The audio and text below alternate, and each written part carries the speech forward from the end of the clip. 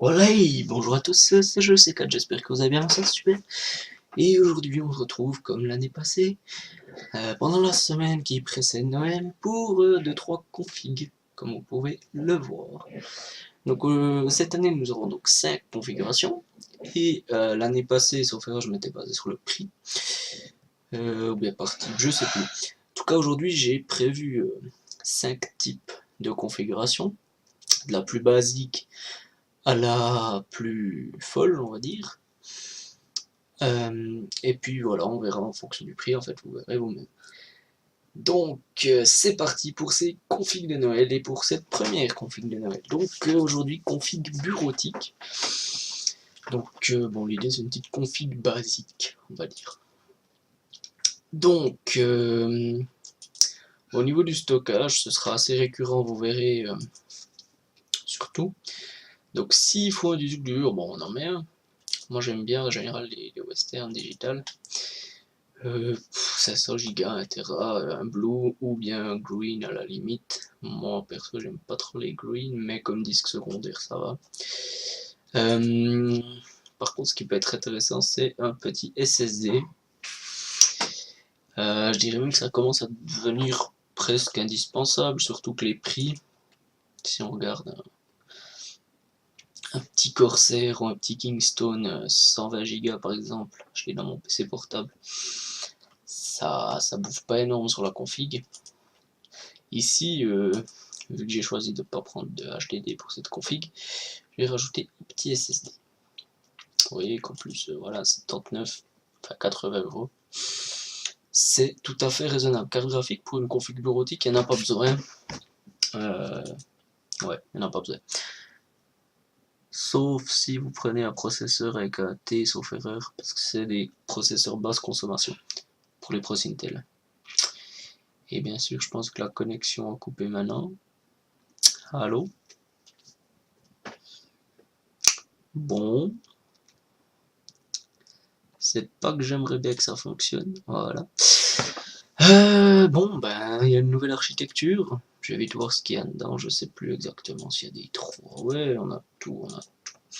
Donc autant partir sur la nouvelle architecture. Il y a des choses intéressantes, hein, notamment les Pentium qui sont relativement hauts.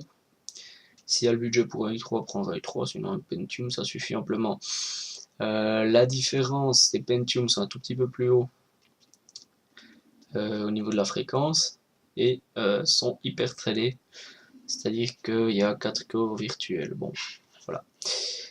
Moi ici pour config bureautique, j'entends ça, c'est amplement suffisant. Dual core à 3,3, c'est clocké assez haut, ça suffit. Au niveau de la carte mère, du coup, il nous faut une carte mère qui s'accorde avec le socket. Pour une config bureautique, je dirais du micro ATX ou du mini ATX. Voilà. Du Wi-Fi, passe souvent sur une config. Oh. Ok. Bon, bah, du coup, on va partir sur du mini ATX. Le Wi-Fi passe souvent sur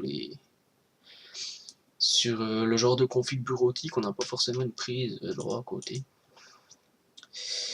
Je dirais, s'il faut du Wi-Fi, prendre ça, mais c'est un peu cher.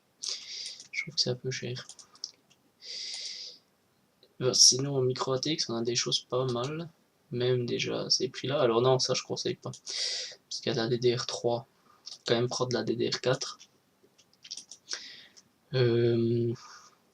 C'est déjà pas mal, on a pas mal de connectiques, il y a... Ouais, je dirais que s'il n'y a pas besoin de Wi-Fi, ça va très bien. S'il y a besoin de Wi-Fi, ma foi, partir sur du mini TX, c'est ce que je vais faire ici. Voilà, ou bien alors prendre une clé Wi-Fi. Ouais, on va plutôt faire ça. On va prendre une carte Wi-Fi, c'est presque plus avantageux. Ouais, c'est nettement plus avantageux. On rajoute une petite carte Wi-Fi, comme ça me permet aussi de vous les montrer. Au niveau de la mémoire vive, donc là, ben, passage sur de la DDR4, c'est un tout petit peu plus cher qu'avant. Ou bien même pas. Voilà, ça va voir. Donc on a des barrettes de 4 Go, hein, pour de la bureautique des toutes basiques ça suffit. Donc là on a une trentaine d'euros. Et puis si on veut partir sur du 8 Go, c'est 50 €. J'irais presque de directement partir sur les 8 Go s'il y a le budget, c'est jamais trop la mémoire RAM. Et puis bah voilà. Ça permet aussi par exemple de faire, je vais te montrer ça, comme j'ai moi un petit disque de cache ici. Voilà, vous voyez, il me sert de cache pour Spotify, Firefox et puis les différents programmes, et c'est 1 Go qui sont pris dans ma RAM. J'en ai 16, attendez, je peux te le montrer. Voilà. Sur les 6 Go utilisés ici, il y a 1 Go, c'est pour mon cache et ça évite d'user le SSD. Ensuite, au niveau du boîtier, alors est-ce que je l'ai pris maintenant cette RAM?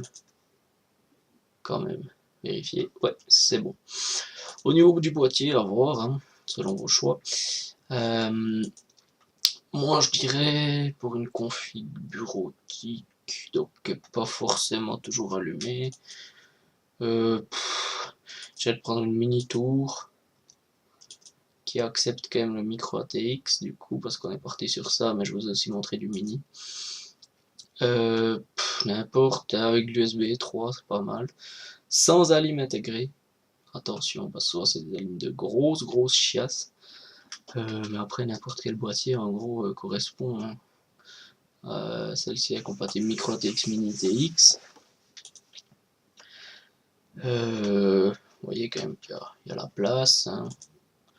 Ça passe assez peinard. Par contre, il faut voir un 2,5 pouces. Ouais, il y en a un, donc c'est parfait. On part sur ça. En plus, c'est pas cher. Et puis, finalement, le boîtier, à partir du moment où il y a tout qui rentre et où il fait pas trop de bruit, ça sert à rien de prendre un boîtier super cher. Ça permet de mettre du budget dans autre chose. Alors, au niveau de la lime, dans un petit truc comme ça, je dirais presque du modulaire. Enfin, pour un PC bureautique, ça bouge pas beaucoup. Non, il n'y a pas besoin de modulaire. On a du Corsair, mais le Corsair, faut un peu se méfier de temps en temps. C'est une bonne marque en général dans leur bloc haut de gamme, mais les autres, c'est chaud. Par contre, ici, on a des FSP, des Exa Plus, et ça, justement, c'est une bonne marque sur cette gamme d'Alim. Ça me plaît bien, ça.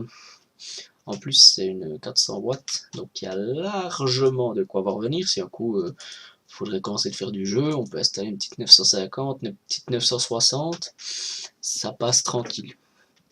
Alors ensuite, s'il faut un lecteur optique, moi perso, j'en mettrai plus. À voir. Moi là, je vais pas en mettre. Au niveau carte réseau, donc, pour avoir le Wi-Fi, voilà, on va partir sur port PCI Express. Et puis si déjà, on va partir sur du Wi-Fi AC. Donc c'est la toute nouvelle norme que les box commencent gentiment à avoir, hein. Gentiment, ça revient petit à petit. Voilà. Après, petite D-Link, moi perso D-Link, jamais eu de problème. J'ai 4 cartes réseau de chez eux, jamais eu de problème. Donc du coup voilà. Donc si on récapitule rapidement cette petite config, qui est aux alentours des 400 €, si vous, voilà. Si vous rajoutez un petit disque dur, vous prenez un SSD à 220 Go, un petit disque dur de 500 Go, je pense qu'on doit être aux alentours de 400 €, vous rajoutez un lecteur optique, on est aussi aux alentours de 400 €. Voilà, donc une config raisonnable, on va dire, puissante, pensée pour l'avenir. On peut aussi prendre que 4 Go de RAM, hein, s'il y a le budget qui suit pas, on peut prendre qu'un disque dur 500 Go. Voilà.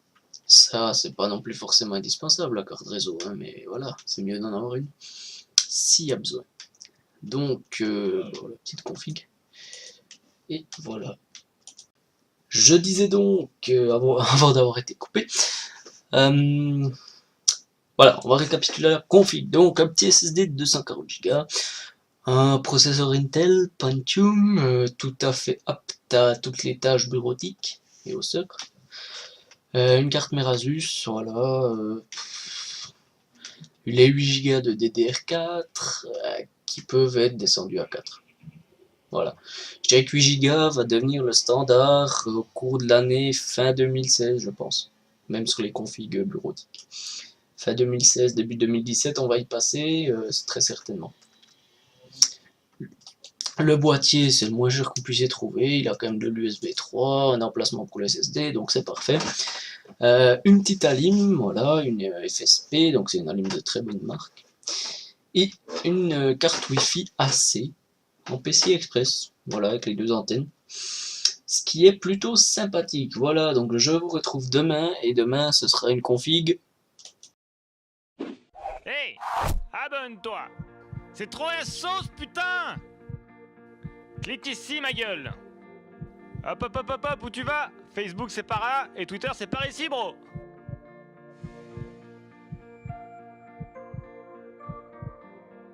Clique ici, ma gueule.